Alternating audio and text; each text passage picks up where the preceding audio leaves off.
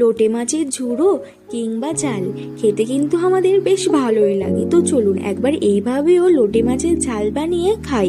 প্রথমেই আমি লোটে মাছকে ভালোভাবে ধুয়ে পরিষ্কার করে নিয়ে নিয়েছি।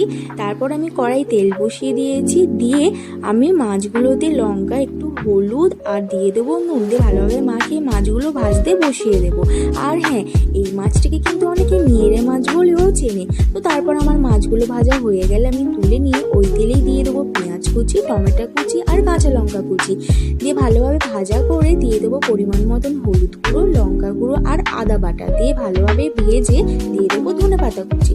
ধনেপাতা কুচিটাকে আমরা ভালোভাবে মশলার সাথে মিশিয়ে নিয়ে মশলা কষা হয়ে গেলে দিয়ে দেবো পরিমাণ মতন জল দিয়ে আমরা কিন্তু স্বাদ মতন দিয়ে দেবো নুন।